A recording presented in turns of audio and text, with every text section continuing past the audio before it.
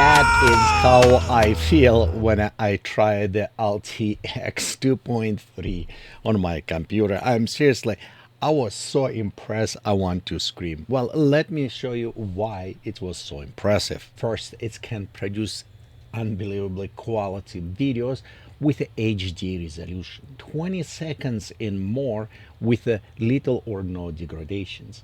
It's have built inside the audio for us to do. So it's not just audio to after on a video, it is the same model that inside have it audio and video.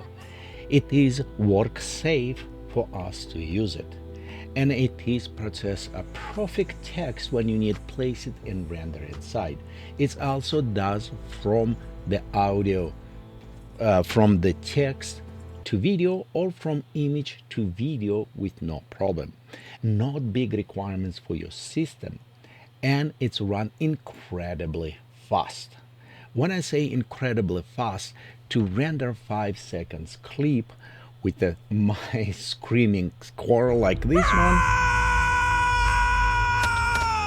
it's took it below 5 minutes. So it's how fast for 5 seconds, and 20 seconds was taking about 15 to 20 seconds for me to render. I am using RTX 3090 with 24 GB VRAM. However, in the time of my test, I have also Photoshop running, I had DaVinci Resolve running on my machine, which each of them take quite a bit huge chunk of VRAM. So I can say at the time of my test, I have it anywhere from 16 and less available of the VRAM to run on my test, including rendering of 20 seconds video clip. Embedded audio, when it's created, it can create the music, it can create voice, it can create sound and natural effects, and they're seamlessly embedded in. Here what you see, it is example of one of those videos. As we're going to explore more of this model and see why it's actually perform that well, what does it make us different, why LTX 2.3 a huge leap from LTX 2 that I tried before, I will also show you some examples of what I have done. Well, let's start with things to explain what is LTX for those who doesn't know. It is a Lightric's latest DIT based audio video foundations model. It's meant to generate video and synchronize after audio in one model. It's rather than make a silent video first and after add sounds later. Well, it is open release currently, including FPA checkpoint, which is make much smaller and available for us to run on this machine. By the way, interesting things, if you're going to check, they do recommend run with 32 GB VRAM, but as my test showing on my computer, it can run easy with much less VRAM and have an excellent result and long videos with almost no degradation during all of this render. This is make available because models, it does not just generate it, convert it to the pixels and have to generate again. Everything, including audio creations, is happening in a latent and mathematical space before it's actually come and convert into the pixels world. The improvements is including a rebuild via latent space for the sharper details, and you can definitely see this in the end result. It's also 4 times larger text connectors for stronger prompt and following. We can tell this by looking on even text creations. You can see right here how well it did create our text. And this video was created from text to video directly, and it's actually add sound, and you can specify what specifically sound you want, like sparks, noise, steam, sound effect. You can apply the force as a test before. You can apply specific music, like for example I did it with this rococo style. I will put it all of these examples at the end of this video. So they rebuild audio pipeline with a new vocoder and cleaner training data. They also have the native portrait video instead of landscape first crop workflow. It's allowed you to more manipulate with your resolution. So let's look inside our workflow and see what's happening.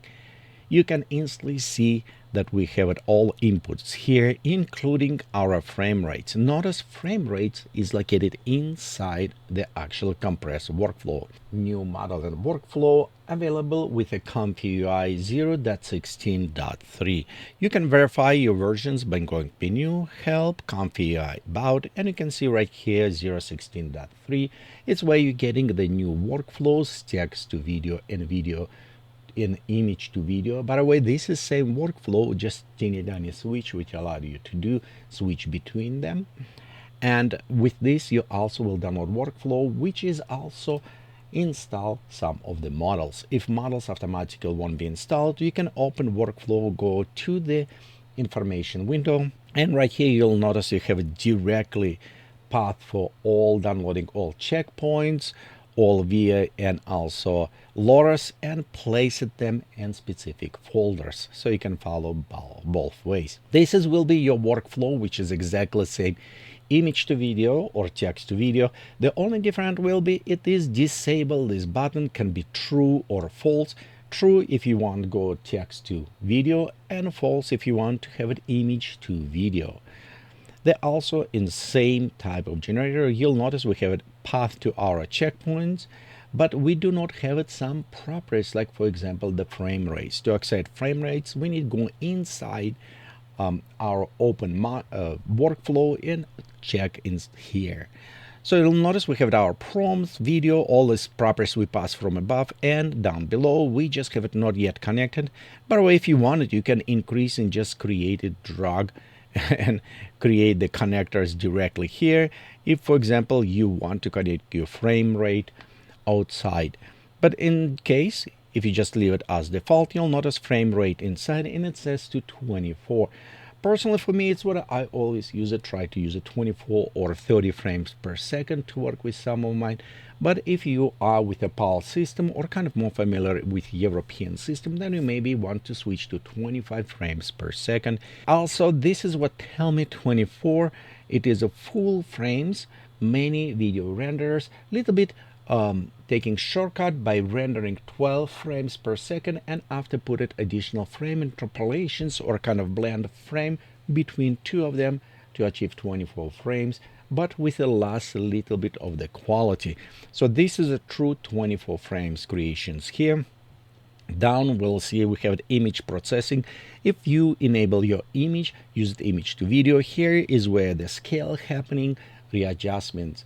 And as I mentioned before, one on adjustments was it is not a cropping to use landscape, it's also doing portraits or landscape, so it's much better handle all this ratio with a new model.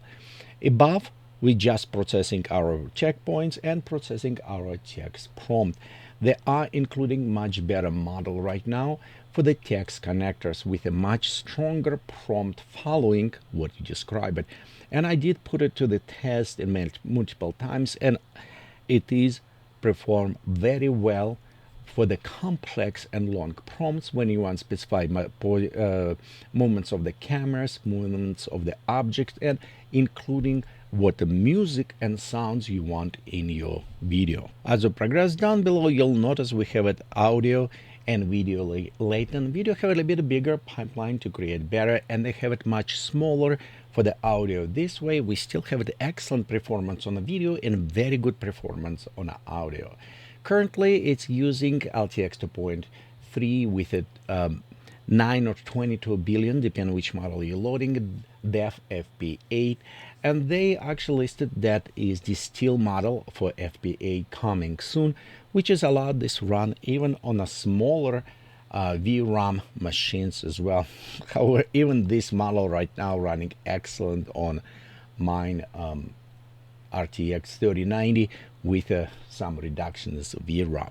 This next portions as well make it look excellent on high definitions. You notice right here we're actually creating a low resolution image first or video, and next again this is all stay in a VRAM in a latent space, in mathematical space, which is make it faster and more accurate and look better, because we are not just upscaling from pixels type to the pixels, which is many case, you will have it blurry, you have lots of details because they are not yet there. But if we are performing upscaling inside the latent space, this will provide for us a better details on a higher scale with sharper but still process much faster than if we do with pixels. And that's what happened here. We have it our latent upscale, generate high resolution, and we have it our output.